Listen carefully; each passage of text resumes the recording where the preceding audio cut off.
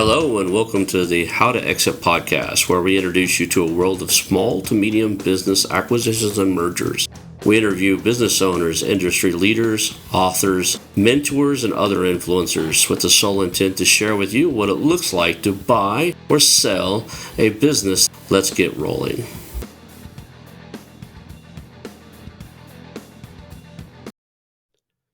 Hello, and welcome to the How2Exit podcast. Today, I'm here with Laurie Barkman. Laurie Barkman is a business transition Sherpa with her firm, SmallDotBig. She advises business owners on having more valuable, sellable businesses, and as a partner with Stony Hill Advisors, a mergers and acquisitions firm, she guides them through the complex process of letting it go. Welcome, Laurie. Now, I said Thanks, Laura Ron. the first time. It's Laurie, so just keep smacking me.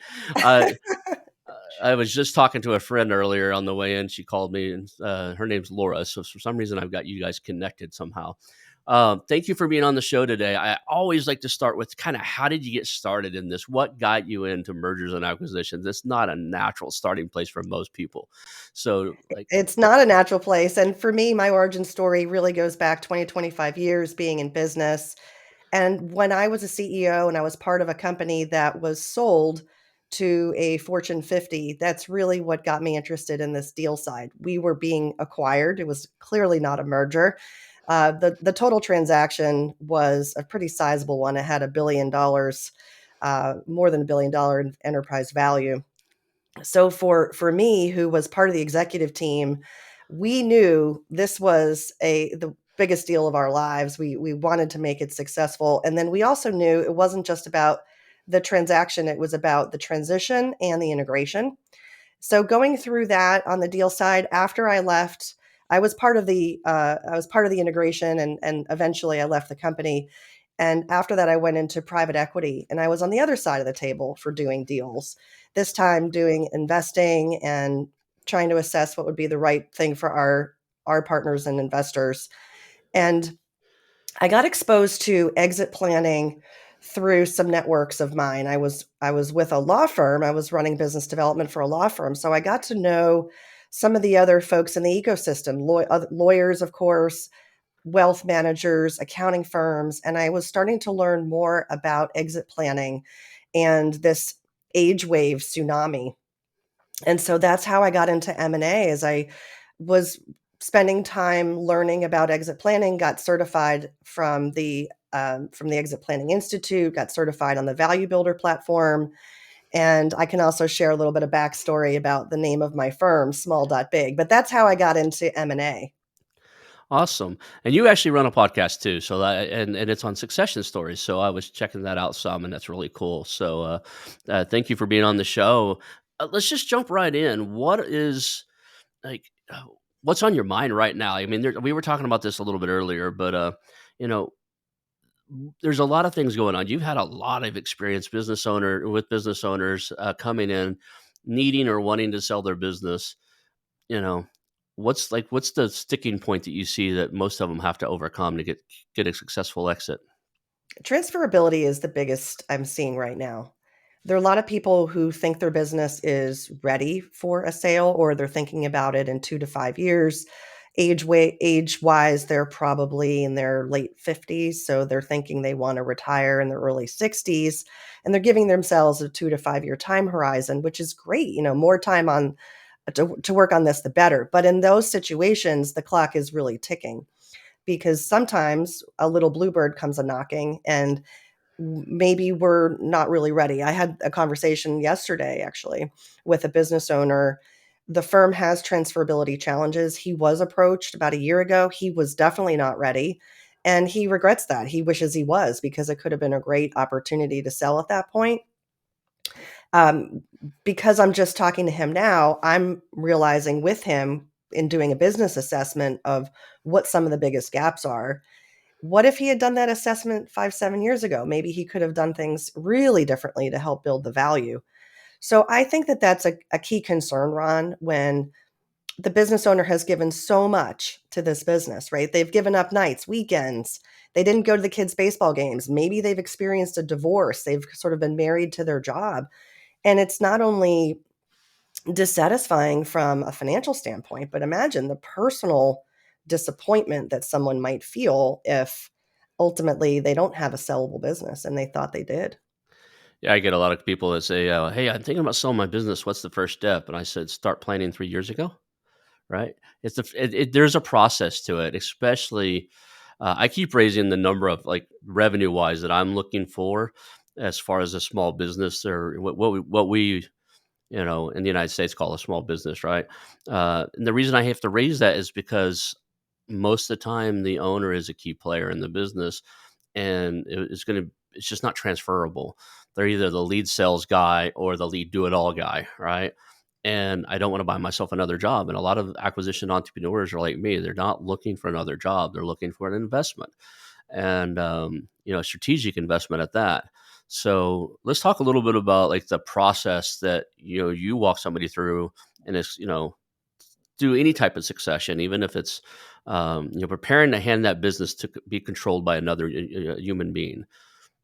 We talk about this a lot on my podcast. It's called Succession Stories, as you mentioned. Right. And I speak with founders who are Gen 1, and I speak with multi generational companies. I've talked to Generation 9 and 10, by the way, which is a great interview. I talked to a mother son.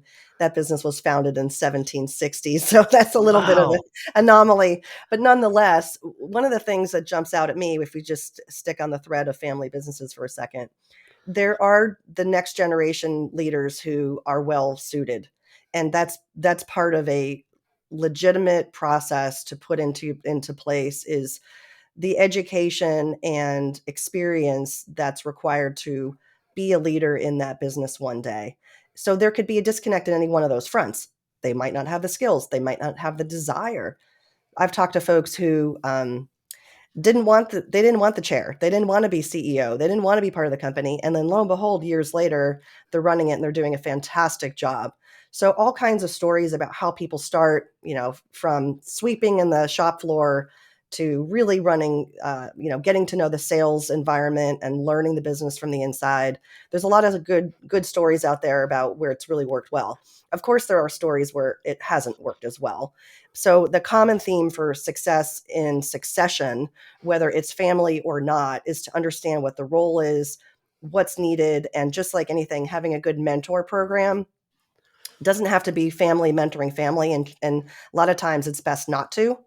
But sometimes the best mentors are family, and I do love those stories. I've had father son talk on the show with me, and like I said, mother son. I've had 3 siblings on the show talking about when their father died and what that transition was like.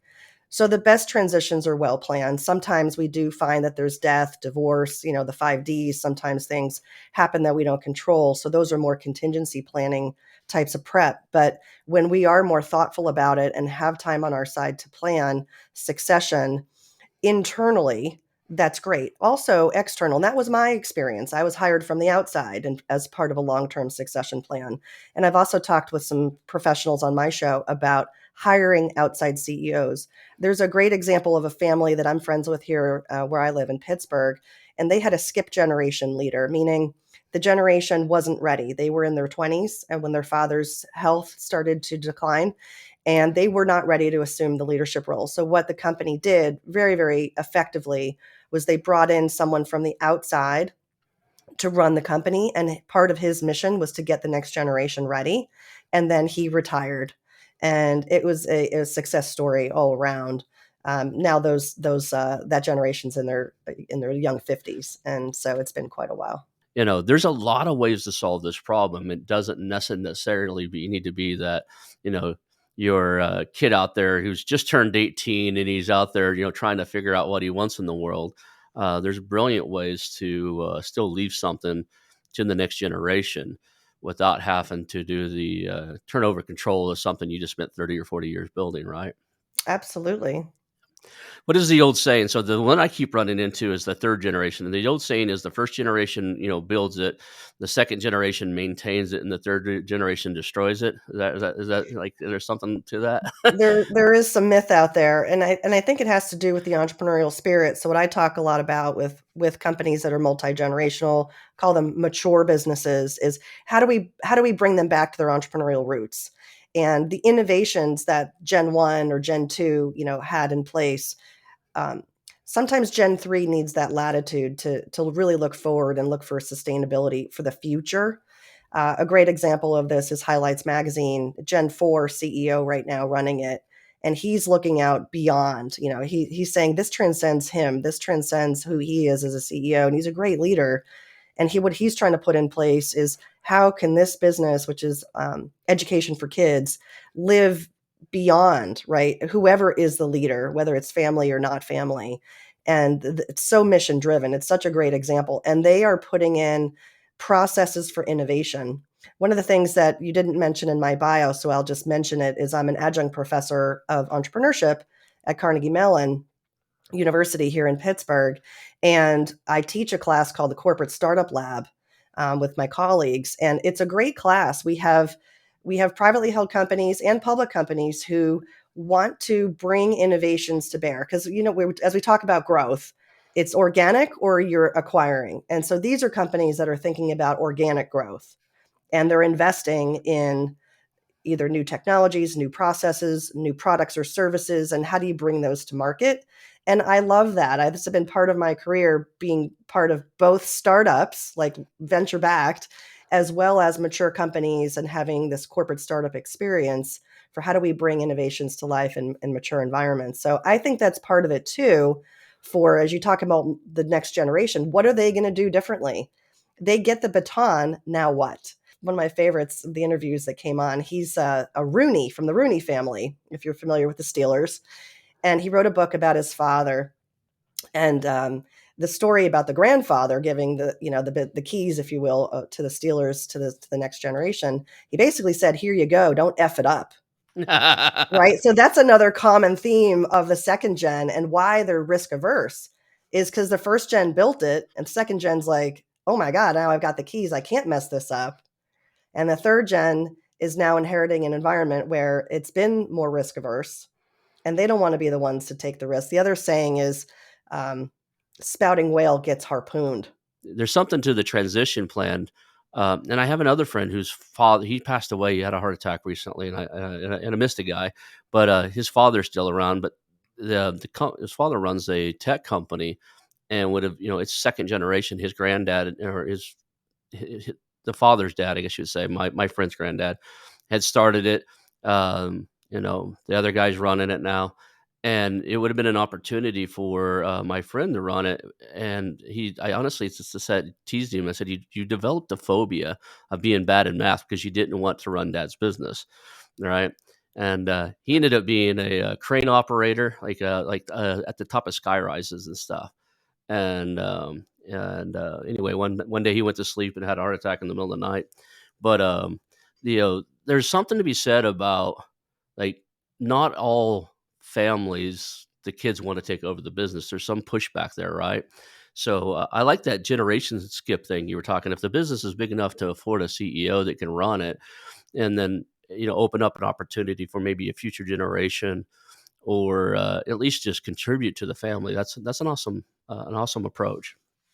And it's also, I think, good to create options. That's what I like to talk about with clients I work from transition to transaction, right? So on the transitional side, I like to talk about options, especially if you have more time to work to generate those options and then prioritize and see them through. So let's say our first priority would be to transition to family, and that's what we want. But then we've got to actually uncover whether or not that's what they want. The other example from a related party standpoint might be the management team. The owner might think that they have a second in command, a 2IC, right? A 2IC person that they really rely on. And they might think that that person wants to buy into the business one day. They might be right or they might not be right. And it's a gamble to not have that conversation and I also not take care of it contractually or with long-term incentives so that person stays with you. What if in your mind it's there, but it's not in their mind, and then they leave you? So I have come across those conversations lately where the intention is to have management team be part of the solution. The other example would be in generating options, certainly strategic buyer, whether it's a competitor or someone that you haven't yet contemplated, or if it's a financial buyer and it's more of a private equity environment. And so why it's good to generate all these different options is to then understand what are the motivations of those different buyers, because they are different. especially if it's family. And on the family side, if your company is large enough, maybe you want to look at an ESOP. There's a lot of tax benefits,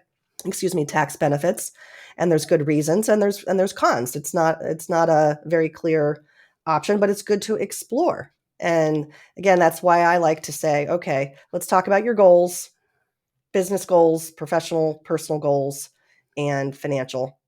Let's understand what your business is worth today from a market-based standpoint, and I do work with folks to establish that baseline as with valuation services.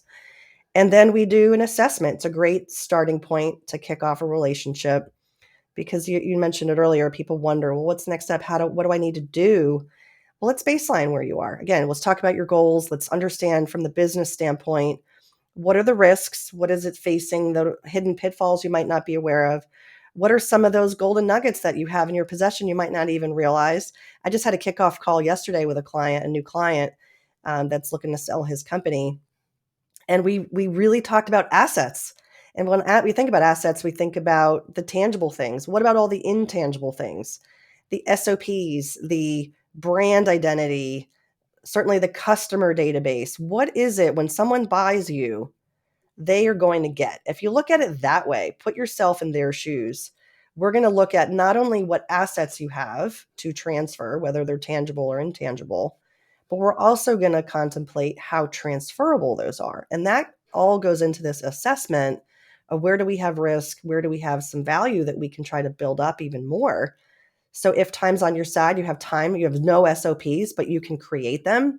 You can create a more scalable business. You can create a business that has recurring revenue model on it. All kinds of reasons why your business could become more valuable. And how does it become more valuable without you in it? It's sort of hard to get your head around, but that's the reality. Is a business that can't survive without its owner is not worth much. I was talking to a guy who was looking to buy a business, and he was telling me about his deal bust, and I was like, "Why did it bust?" He says, "Nobody in the company knows how to do anything but the owner." I was like, "What do you mean?" He said, "Well, it's a machine shop, and every employee that comes in, the owner goes out and trains them on how to do it. It's not documented, like." Even not even the measurements and stuff. He just comes out, writes everything down on a notepad, shows them how to do it 2 or 3 times, and then he quality controls their parts for the first 5 or 10 they do, and he spot checks them. And I was like, he does that for every single new employee. The owner knows how to make everything in the factory. And and the guy is trying to sell his business now. And I was like, okay, what are you going to do to get around that? He says, I just can't buy it. The guy just doesn't understand that, that doesn't transfer. He thinks he can sell it to a competitor that knows how to make the parts, but I don't even think he's going to have a strategic buyer that's willing to do that, and maybe to buy his customer list, right, and manufacture the stuff on their own basis. But he's going to have a rough time. So there is that. There's a lot of business owners out there to that either knowingly have everything in their head, or sometimes unknowingly have a bunch of stuff in their head that they think everybody knows, but they seem to ask the owner on how to do things. Yeah, we call that the hub and spoke problem, where they're the chief problem solver, and it feels good. They feel important. They feel needed. Um, this is their identity. They want to be wrapped up in the business. They know their customers' birthdays, kids, dogs' names. It feels great to have those relationships. But as you pointed out, if they're the chief rainmaker, if they're the chief problem solver, they have a hub and spoke problem. They have what we call also the owner's trap, where Right. they can't take a vacation. They can't have a sick day. The wheels of business will stop if they're not part of it. And that inherently is more risk for a buyer. It's not as transferable. It will have less value. That's a that's an indicator for me. One of the things I ask when I'm building rapport and stuff is, when's the last time the owner took a vacation over 3 weeks? 3 weeks or more. And if they say never, then I don't say anything about it at that point. I just make notes that I gotta look into whether or not it can operate without them. But it's a good indicator if the owner.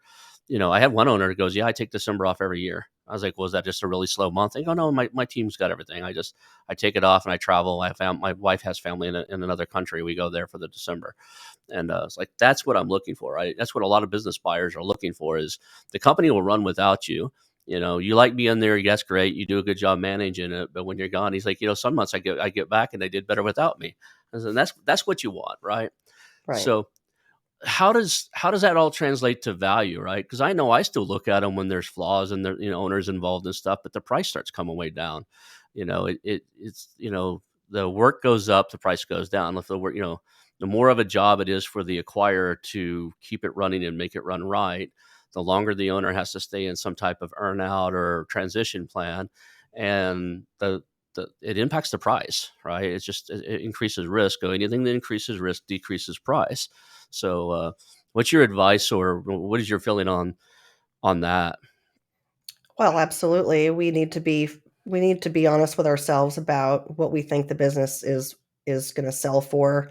Coming up with that range from the market standpoint is important, and that number can go up or down based on some of the factors we've talked about. So, a big reason why businesses don't sell is that business owner has an inflated sense of what it's worth or what it'll go for, and they're disappointed when the offers are coming in much lower. And so how do we help that? Well, again, if we have the time to work through some of these challenges, that's a good thing. There's one client I have who has a business who his team has been so loyal and has stayed with him for so many years, but now they're all roughly in the same age group looking at their next phase, which for them may be retirement. So not only do we have the transferability where the owner has been so tied in, but his team may not carry forward.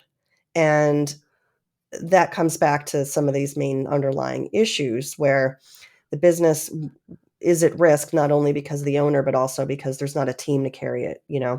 And so for that solution, I don't know what the answer is. I think with more time, things could have been different. If we don't have time to make changes, then unfortunately, we're dealt the cards that we have, and we have to deal with that. And we can try to get creative in coming up with some incentive plans, but there's a cost to those things, and people's health might be an issue. We can't control that. So you're asking a really challenging question because obviously the answer is it depends. What can we do? I need to understand a little bit more about each scenario. Each scenario is going to be a little bit different. We're talking about snowflakes. Every business is different, and the risks they face, the benefits of why would someone want to buy this business? What are the benefits they're going to get from that future stream of cash flow, the know-how, the acquihire strategy, the careabouts on the other side of the table. That's what really makes a deal happen.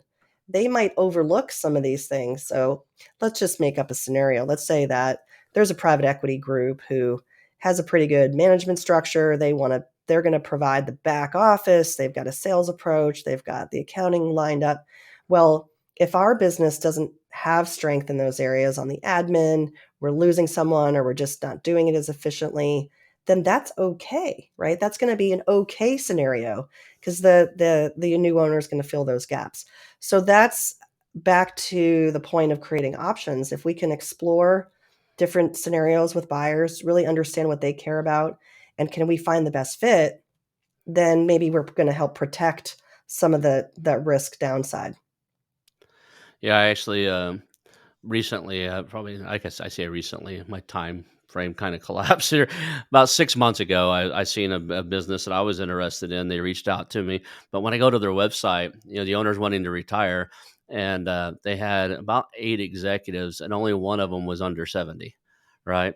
And I was like, the entire workforce needs to retire in the next probably 3 or 4 years. Like they're all waiting to. What normally, and I had to ask him. I said, "What happens when you retire?" A lot of the guys I honestly think are staying there because of loyalty to you. And I said, I'll have to talk to him at some point. And he named off three of them right away that said they're going to retire within weeks of him. Right. I was like, okay, the other four probably just haven't told you that. So when they talk to me, they're going to tell me, so I lose interest quickly because I don't, like I said, I don't want to buy myself another job. And I don't think I can replace 5 execs of a equipment manufacturing company, and do it right. Right. That's going to have to be a strategic purchase. Somebody who's already in the space, already has that, just needs the customers, needs the product name and the brand. And that's what I told him. I said, if you're all of you guys are really going to retire before you name your successors, train them, and get them performing, then you're left selling to a competitor that wants your brand, your customer list, and your parts. So one of the things we mentioned about earlier was the primary drivers to revenue and what kind of things reduce value. We're talking about it a little bit now, but if a business owner wants to hit their number and they've got a number in mind or whatever, they're trying to maximize value either for themselves or for their family. What is goes into that equation? I know it varies, but just from your perspective, what's the ways they can impact that? Well, if we're using EBITDA as the measurement, then let's use that because it tends to be the best apples to apples number. If we don't have EBITDA in some businesses, what we're doing is we're creating a normalized income statement and we're then using a different number, which is seller discretionary earnings. And I think that that's one lens to take on the financials because what I see is that there are different multiples applied on an SDE number versus a EBITDA number. If we are in a business with a high percentage of recurring revenue, then perhaps that business will be valued on top line revenue, a multiple of top line. So the first thing is, especially if you're talking to your buddies on the golf course and they say, "Oh yeah, I sold my company for 5 times," and you're like, "Well, 5 times what?" Right? That's really the thing to know. The math is 5 times what? Was it SDE? Was it EBITDA? Was it revenue? So that's kind of the inside baseball on, what's the math and how we get there is we lay out multiple years of financials. So let's say 3 years is typical. We can do more if you've had a couple of down years because of COVID. For some businesses, it's been the opposite. They've been thriving. So nonetheless, we'll take 3 years or so and we'll lay that out and we look at your income statement and then we take a look at things that we call add backs. So from an expense standpoint, if you've had one-time expenses for the business that really aren't recurring, that the new owner wouldn't incur, that would go on the list. If you've had business expenses that, again, they're business expenses, but then you might also have had personal expenses running through the business. Those are choices business owners can make. It's good to really be clear and track those so that when we're doing this type of analysis, it's easy to calculate what those are because we need to take those out. The new owner isn't going to make those same decisions. Same as interest payments, they might make different decisions about loans that you've taken out. They'll make different decisions on different expense categories, depreciation, et cetera. So what we do is we take those out. Also, things like PPP and EIDL, tax rebates that you may have gotten, we can't count on that for the future. So we need to take those out and add them back, et cetera. So that's kind of the math as we're doing some back and forth here. And that's how we calculate SDE. So what I do when I look at a business from a market-based standpoint, I look at comps. Just like when you're selling your house, you're going to look at other houses that have sold in your area, similar size, similar geography. But of course, we all know if you've Mac Daddied out your basement or your master bedroom suite and your neighbor didn't, well, you might sell for more. And that's the same thing with this type of analysis is we're not only looking at the market comps to understand general multiples, but we're then trying to assess, well, for this business, what might be reasons to kind of punch above your weight class? Why might you generate a premium? So typically what I see is a range of value. Well, what's going to get us in closer to the top of the range? And so there are 8 core drivers of that. We can talk about 8, or I can pick a few, but those are some of those things are absolutely tied to the financials, the size of the business, the profitability, the cleanliness of the books, the reliability of the numbers, that type of thing. But then also what industry you're in, what growth prospects you have. If you've maxed out on your market share and you really can't grow more, what's the new owner? How are they going to benefit from taking over your business? Well, how should they think about the growth prospects? And then there's others like recurring revenue, like what we call a Switzerland structure, which is not too reliant from a risk standpoint on any one vendor, any one customer from a customer concentration standpoint, or any one employee, which by the way could be you. So that could be a problem. So that's just some of the drivers we look at. We certainly could talk about more. I actually one of the things I stumbled across was there was a manufacturing plant, and they had all the equipment was sold, and any day that the mechanic they had an on site guy who could fix anything. If he was sick for a few days, sometimes the plant came to a screeching halt because you would look at their production. They showed me production cycles. And I was like, hey, why is there like a lull here? Oh, this piece of equipment went down, and our maintenance guy was on vacation, right? So that I like the part you said about key employee. It doesn't have to be the owner. If you've got one guy where things come to a screeching halt, if he's not there, probably not a good idea, or at least start thinking about how to have a backup to that guy. So you know, let's jump into you talked you mentioned there was 8 points to go to the evaluation. Can you just rattle off a few of those? Because I'm sure I Yeah. know them, Yeah, but sure. somebody might not. Yeah, sure. So the first one is the financial performance and the strength of the numbers, the size of the business. There is a small business discount, what we call it. If a business is under 1 million, that's certainly going to have a higher risk profile than a company under 5 million, under 10 million, et cetera. And so the size does matter, when people ask that question. And that's the reason why, because of all the things that we've talked about, that a smaller business is going to presume to be more tied in with its owner. And so financial performance is everything we were just saying too about our EBITDA and how that compares in the industry, what some of our key metrics look like. The next one is the growth potential. Have we maxed out on market share? Do we have room to grow? Is there field left to plow? If you're targeting, here's one example. If you're targeting Fortune 500 companies and you have 498 of them, that's fantastic, right? But where's the growth potential? There's only two more to go get. So growth is a good part of that, and being able to tell that story and share that story. The third one is we look at cash flow. We call it the valuation teeter totter.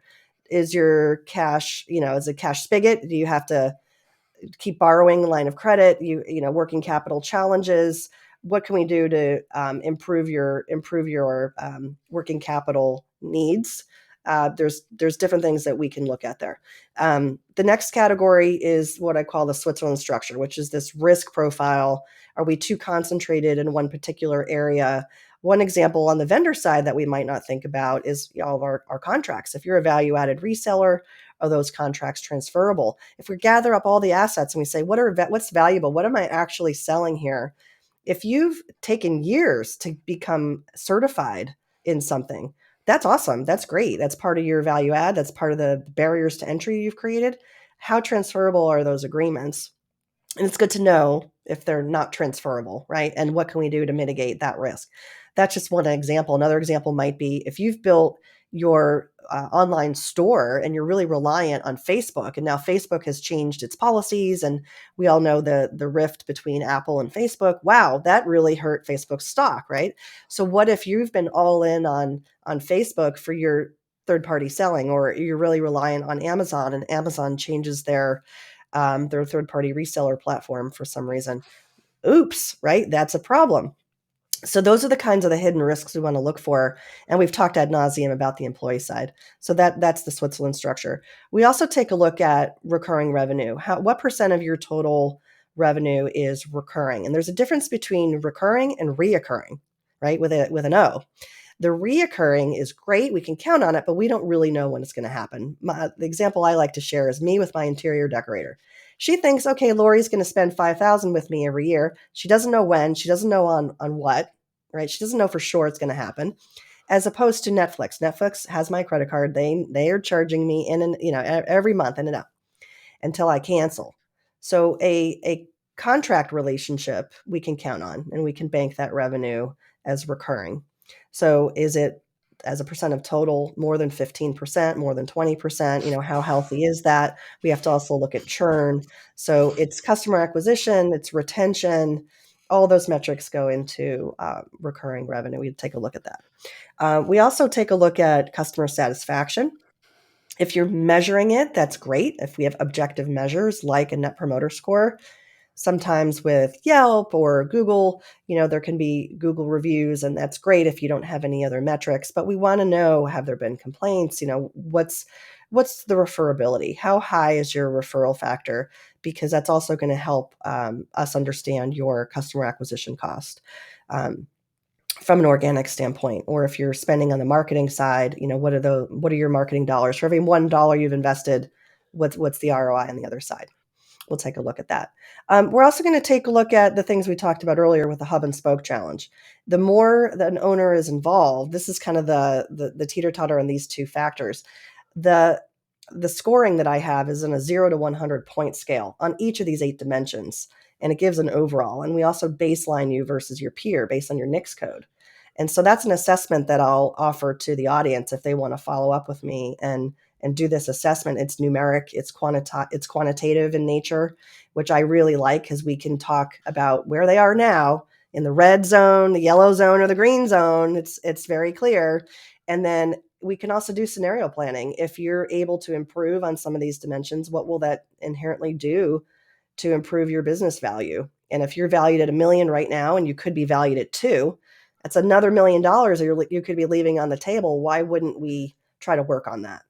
So I get it that there's all these things that go into there. Are there any things that I mean? There's a lot of times there's these myths about certain professions or certain fields that or that just exist in the industry. Like a lot of people think that if you're a sole operator, it's just not sellable, or if you're a I don't know, in certain professions, it's almost not like a lot of people think that if you're in certain professions, you just can't sell your business. Is there any out there like well known myths out there around what you do that just kind of bug you? You wish you could debunk right now? Well, one myth I think is I'll do it myself. And I think that that's noble, but let's face it, you're already not taking a vacation. So why would you add another full-time job to your plate where you have no experience? And this is your one shot, right? So I think that's probably the biggest is I'll do it myself. The other one is I don't have time to work with anyone. So it's not I'm going to do it myself because they're already acknowledging they don't have time, but they don't have time to work on getting their business ready for a transition, which I think is an extreme fallacy because what we're going to do to get your business ready for a future transition is good economic stuff. It's stuff you should be doing anyway. So if you're basically then saying, I'm not going to work on the things that are going to make my business more valuable, it just makes you wonder, well, what are you doing then? It's I've noticed that if you look at some of these guys when they finally call somebody like myself or even a business broker, a lot of times their last 3 years have been declining. They've already kind of stepped out a little bit, kind of they're either burnout or they're checking out a little bit before they realize that before it hits them that I probably should sell this, and that's the exact opposite of really what should happen, right? If you really want to maximize your value of your exit, you kind of got to do it when you're got momentum, things are growing, there's a good story to tell as to what the future looks like, as opposed to you telling a story, well, I kind of got burned out for the last 3 years, I haven't done much. And we're half what we used to be. I get those calls and I was like, well, it's you're not I'm not going to base your performance or your evaluation or valuation on what you did 5 years ago, because that they have this like if you coulda woulda shouldas, they want to sell their business on coulda woulda shoulda, and it just doesn't work that way. It's we look at the last 3 years, we average it out. I like you. It's okay if COVID hits you. We go back a year or something to kind of show me a truer picture of where it will stabilize at. But if you're starting to get checked out, if you're starting to get checked out or you're starting to transition, I think it's time to reach out and get that help, to get the person like yourself, where somebody can give you some fresh insight, some fresh tasks to get things done, and kind of drive you across that finish line if you really want to maximize all those years you put in. I've seen business owners where, and this happens a lot. They run their business for 25, 30 years. They don't know what to do with it next. So one day they decided to shut the door and leave. Um, there's a local business here where I was like, one day it was there and the next day it's gone. I found out, I was like, what happened to that? It was a pretty good sized manufacturing company. And the owner said, well, they said the owner retired and moved back to England. That's where he's born and, raised. And, that's where he wants to retire. And I was like, he didn't sell it or anything? I'm like, no, one day he come in and said he's done and laid everybody off and left. This company was doing probably $8 to $10 million a year revenue Wow. wise. And I talked to one of their managers who was shocked because they were fairly profitable, about 18% margins. And I was like, that was a fairly sellable business, even in a short term. But Yeah. some owners just they don't see the process, or they try it once and then the buyer backs out and they don't think it's sellable. And I would say if you're doing more than $1 million a year in revenue, your business is absolutely sellable to somebody. Um, you know, It it's is. Yeah, it is. I think that you have to have patience with the process. Even if everything goes smoothly, it can still take up to a year. yeah. So it's not an overnight thing, and we have to prepare for it. There's the contingency planning, what happens if you can't run, right? If you're sick, there's that, and that's good business to be prepared there. This is more of a long-term view that we have to recognize 100% of business owners are going to leave their company one day. It's a sad truth. We have to acknowledge we're human. Yeah. And boots on or boots off, you're leaving. So what are you going to do? Oh, And there it was just doesn't make sense to wait till the very, very end to answer that question. It's interesting. As I thought I thought had a brilliant idea, and turns out it's just too problematic to do. I set up a small team here in my market, and and called a bunch of estate planning attorneys and told them what I was up to. And then one of them was a business attorney. He's like, you just really can't do that because most of these guys aren't set up for it. And the plan was is if somebody passes and they own a business, I had a temporary team that could swoop in, manage it until the probate happened, until basically keep it from sinking. I seen two really good businesses in this market. That one of them was an electrical company. They had probably 10 or 12 trucks, a facility, electrician, commercial and residential electricians. And the owner passed away, and the wife didn't know what anything to do with it. So she just eventually shut the door and auctioned off all the equipment. And if somebody would have stepped in and just managed that for a little while, they could have sold that or done something with it. Problem is their operation agreement's not set up correctly and a bunch of other stuff. There's no way to hand that over, right? That happened with two that I can think of right now, where owner passes and the wife is not in the management agreement, not in the operational agreement. She has no signing authority on anything, and nobody else in the company does either. So the thing, basically nobody can sign a check there. So it can go downhill pretty quickly if you know, don't act. There's ways around that. The attorney said they can step in and do some stuff, but you know, one of the things I would say, if you're a business owner out there and you're operating your business, your operational agreement, even mine, my wife is a successor manager of the operation signing authority if I'm not around. Even if she has nothing to do with the business, if I get hit by a bus, she can sign checks and hire a CEO, right? So there's that's one of the flaws I think a lot of people put in their operating agreements is they don't have somebody named if something happens to them that can step up and I even put per stir. I don't know if it'll stand, but mine says wife. Well, it says per stirpes, which means per bloodline. So anybody in my bloodline can step up and manage that in the event that I'm gone. But hopefully that'll stand. I should ask the attorney. I just I put it in there after he did it, and I used to be in insurance, and you put that in insurance all the time. So I put it in there. But what's the biggest area you're seeing right now? I see a lot of what we refer to them as baby boomers or whatever. That there's a lot of business owners out there right now that are still operating. They're within a few years of needing to retire. What is that first kind of? When does it hit them? Like, what's the aha moment where they realize, oh, I probably should talk to somebody? Are they really waiting? I've got the gut feeling they're waiting until something catastrophic happens. They get a health diagnosis, or something happens in their life, and they have a wake up call. Uh, Yeah, I did a webinar recently. We had over 100 attendees, and I was really pleased afterwards that a number of people reached out and said, "I watched the webinar. This was really thought-provoking." I would say age range of these people, I'm seeing a range of in their 50s, and then some of them are in their late 50s and kind of that mindset towards, in the US, we have this age 62 framework from the baby boomer generation and Social Security. And so a lot of times people are age based in their decision making. When I turn X, that's when I'm retired. For other people, it's life phase, life stage.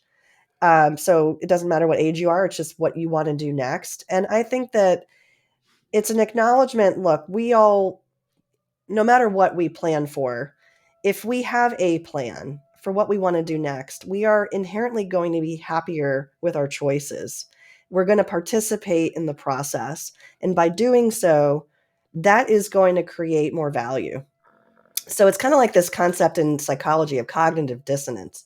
If you inherently disagree with something, but you are physically doing it, the act of doing it actually helps to change the mindset, right? So if we think about, well, I'm negative about this, I'm more neutral about it, I don't know how I feel about it, I don't have any game plan, how's that going to feel? It's going to feel like a super disconnect. And so, of course, we're not going to go work on it. That might be one of the root mindset challenges that we're facing is we don't know what we want to do next. That's one of the main reasons we don't want to admit it, but it's true of why we're not working on it in the first place. Or it's because our identity challenges. We don't know who we are if we're not working in this business. My name is on the door. It's a family, or it's the founder, right? All those things. So I think for people to be feeling more successful and positive about a transition in their future, the more open-minded they are to start taking some action. I also start to see a lightness. Like I saw it yesterday when I was on a call. I did an assessment with someone, and um, the personal situations have not been great over the last few years. The business situation has not been great for the last few years. That's taken a toll on him, and he was really authentic and honest about how he was feeling. And it felt a little bit like a therapy session in a good way, that he could feel a little bit of just some kind of weight coming off his shoulders to even admit this out loud, that it's been a concern for him. And that made me feel good. That's part of the reason why I do this. And it's I think I get a lot of satisfaction from working with entrepreneurs. I have my whole career. I appreciate the risks that they've taken. And I can also appreciate this is not easy. You haven't built your business on your own. So why would you go through a transition or a transaction on your own? And I want to be their partner. I want to be their trusted advisor to help them achieve their goals in this next phase. You brought that up that our identity is tied to this, and I catch myself that I have a friend who's a performance coach, and he smacks me, verbally all the time for saying that, like, oh, he said, well, he'll hear me say, well, I'm a podcaster, like, no, you have a podcast, or I'm an entrepreneur. It's like, no, you own some businesses, right? And you tell me like you need to quit tying your identity to what you do because it's not right. He's also very we call it like what's the word? I'm like not new age, but not he's not hippie. He's a guy's a retired Marine. But there's a word I'm looking for. Like you don't have thoughts. I mean, you're not your thoughts. You have thoughts. Like they're just things that pass through your head, kind of guy. So, but a lot of us do that as entrepreneurs. We really tie our sense of identity to who what we do, what we spend our time doing and stuff. And you know, I'd rather say I'm a father and a husband than say, I'm a real estate investor and business owner, but I catch myself tying my identity to it. So when somebody's run their business for, in some cases, third generation, fourth generation, you just said one was what, sixth or seventh generation? I talked to 9 and 10, yeah. 9 and 10. I mean, that's amazing to me. I think it's beautiful. I really do. And I get it if you're the Hershey family, right? Or I don't Right. know what, or one of those, right? But a lot of the times you're talking about like the one I was telling you was third generation. It was concrete, right? Um, you know, that identity is still tied to that family identity is tied to that brand and stuff. When you sit down with a person and start talking about succession planning and transitioning out of the business, how do you break that emotional bond to I am this business? Yeah, it is a good identity question. Am I a business owner? Do I own a business? So you nailed it on the head with that one. I have a couple of tools that I use. I've talked a lot about the business assessment, the business readiness, the business value. That's one tool. Another tool that I have, which I'll invite the audience to follow up with me if they're interested in it, is on the owner's identity and readiness for a transition. So we call it the personal readiness to exit evaluation. And it'll take you as long as it takes you, but generally 15 minutes. And there's a series of questions that it'll ask you. And you'll also then get afterwards a written report that shows you things to think about across 4 different dimensions of personal readiness for change and what we call 4 drivers towards the success factors that might help you in that transition. And a lot of times when I go through this with people, we go through the report and we realize, oh, wow, there's some homework to do. These are things to work on. And it's not like we're going to work on it overnight. We're going to work on it over time, because you might not know the answers to these, and that's okay. So that's the whole purpose, is to try to bring up to the surface what are some things that have been on your mind. Maybe you've got some options, maybe you don't, that you've thought about. What are some of those things? Let's talk about them, pros and cons. And then we use that alongside the business assessment. It's a great way to kick off a relationship, because it really helps me get to know them, what some of their pain points are, what are some of the things they've been struggling to think about. And we use that as a framework for exit planning and strategy planning and transition planning. And with the business, what do we need to work on with you one-on-one? What do we need to work on? And those aren't things we want to surface with your management team, but there might be things with the business transition that we do want to surface with the management team, because we need them to go execute. We need them to align on what it is we need to go work on. If we need to create a recurring revenue model, well, you can't do that on your own. Who are we going to involve in that? And so a lot of times what I'll do is I call it strategic exit planning, right? We sort of tie it together, where there's the one-on-one stuff that's private, that's we'll talk about in the coaching sessions. And then there's the pieces of the business that we need to go work on involving your team. Well, let's put a strategic plan in place to make sure that all the oars are in the water, moving in the same direction at the same time. Well, I just looked at the time. We're already at 53 minutes. So we do need to make sure that people know how to reach out to you. So let's make sure we do that. So what's the best way for somebody to contact you? They can go to meetlaurie.barkman.com and reach out to schedule time directly with me. There's a Calendly on that page, and I'll invite them to take the business assessment if they would like to. They would like to take the personal assessment, that's fine also. Or if they want to take both, of course, they can take both. But that page will invite you to take the business assessment. I'll get in touch with you for that. And you'll take it. It'll take you about 15 minutes, and then we can meet and discuss. And so that's an open invitation if you go to this page. You can also connect with me on LinkedIn, Laurie Barkman on LinkedIn. And also, if you want to learn more and go to my website, it's SmallDotBig.com, SmallDotBig.com. And you guys that are listening right now, those all the URLs and how to contact her will be in the show notes if you're listening to the podcast, and if you're watching the video, it'll be in the show description, and it's on the screen. You're staring at it right now. At least the LinkedIn link and the Meet Laurie Barkman. I want to thank you for being here. Is there any like final thoughts, like your big takeaway? If somebody could take away 1, 2, or 3 things, in the next couple of minutes, what would you want to be as your parting shot here? Yeah, I think the main thing is to work on your business and get it ready for a future transition is going to make your business better to run. You'll be happier running it. And that's ultimately what we want, is we want you to have a successful future exit, but also, don't wait till the end to feel that success. You should be feeling it all the way through.